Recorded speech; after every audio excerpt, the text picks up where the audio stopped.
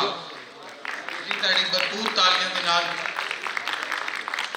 और साढ़े अगले जड़े मेहमान ने लाहौर तो तशरीफ ले आए ने इकबाल कैसर साहब खोजकार ने तरीकदार ने और कसूर के नेड़े जड़ा एक इलाका है खोजगढ़ उत्थे जड़ा है वो एक अदारा भी चला रहे ने खोजगढ़ के नाम तो सॉरी ललियानी के करीब है इलाका है और अदारे का नाम है खोजगढ़।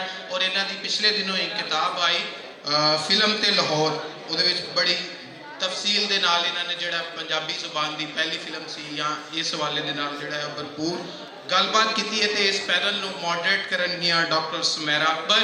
उन्होंने अगे बेनती है कि ताड़ी भरपूर तालियां के नाल भी तशरीफ लैन।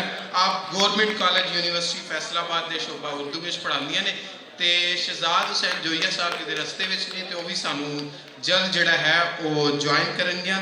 सारा हयात साहबा आईया ने लायलपुर जड़ा है वो कौंसल दियां मैंबर ने तो उन्होंने जी आया असी कहने लायलपुर मेले के ताड़े एक बारी जड़ा माइक है डॉक्टर सुमेरा अकबर जी के हवाले से सैशन है जी पंजाबी फिल्म कल ते अज।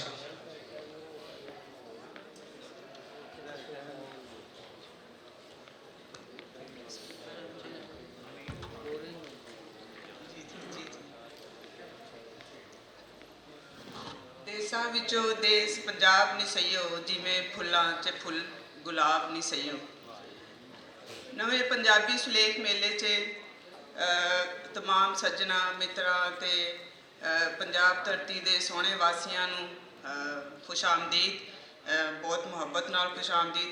सैशन के आगाज़ तो पहला इस मेले के मानजोगे प्रबंधकारां तो ही चट्ठा साहब भोला चीमा जी ते लायलपुर आर्ट्स कौंसल ते जिन्ने भी सुखियाइयां वंडन वाले एडवरटाइजर्स ने उन्होंने सारा 9 लाख बधाइयां। तुहाडी सारिਆਂ ਦੀ मेहनत ते मुहब्बत दे नाल माँ बोली का नाम होर उच्चा हो रहा है तो तुसी इस तरह ही सुखी वसो ते चानन बखेरते रहो।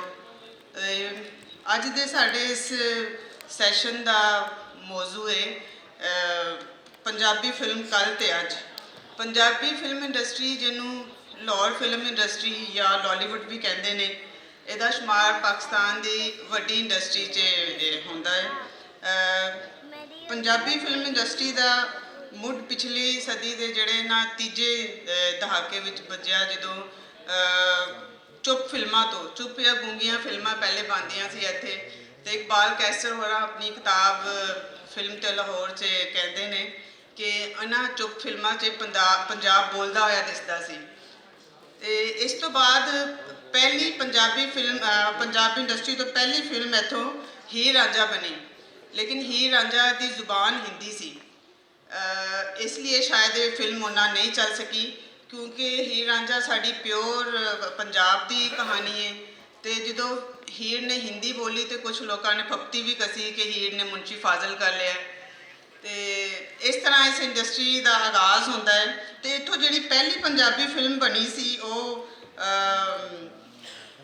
बनी तो गुल बकाउली सी लेकिन कुछ तकनीकी वजूहात की बिना तो वो ज़्यादा चल नहीं पाई। जी पंजाब की पहली फिल्म समझी जाती है वो शीला और पिंड की कुड़ी है।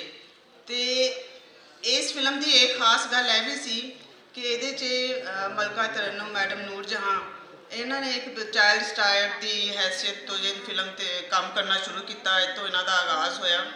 तो इस दौर से यानी शुरू का जोड़ा पाकिस्तान दो पहले का दौर है इत्थे पंजाबी फिल्म इंडस्ट्री के जन्मदाता AR कारदार ते हकीम राम प्रसाद जिस तरह के धन्यवाद सी उन्हों की मेहनत नाल इस फिल्म पंजाब फिल्म इंडस्ट्री अपने पैरों ते खड़ी हुई।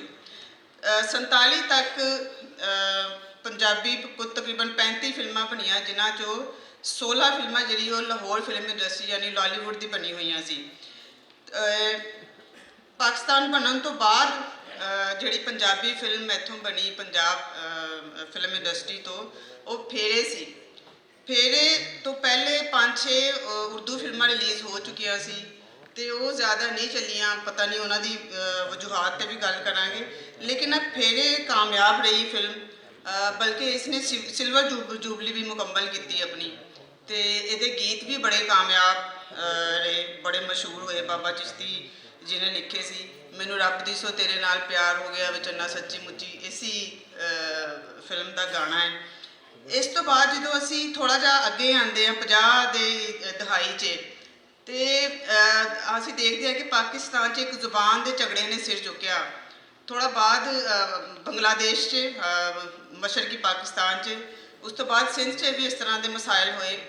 ਤੇ ਇਹ ਜਿਹੜਾ ਜ਼ੁਬਾਨ ਦਾ ਝਗੜਾ ਕੀ ਸੀ ਤੇ ਇਹ ਫਿਲਮ ਇੰਡਸਟਰੀ 'ਚ ਕਿਸ ਤਰ੍ਹਾਂ ਆ ਗਿਆ ਇਹ ਝਗੜਾ, ਇਸ ਹਵਾਲੇ ਨਾਲ ਇਕਬਾਲ ਕੈਸਰ ਸਾਹਿਬ ਦੀ ਬਹੁਤ ਰਿਸਰਚ ਹੈ ਤੇ ਮੈਂ ਇਹਨਾਂ ਨੂੰ ਦਰਖਾਸਤ ਕਰਾਂਗੀ ਕਿ ਇੱਥੇ ਕੁਝ ਰੋਸ਼ਨੀ ਪਾਉਣ ਕਿ ਜ਼ੁਬਾਨ ਦਾ ਝਗੜਾ ਫਿਲਮ 'ਚ ਕਿਸ ਤਰ੍ਹਾਂ ਆ ਗਿਆ।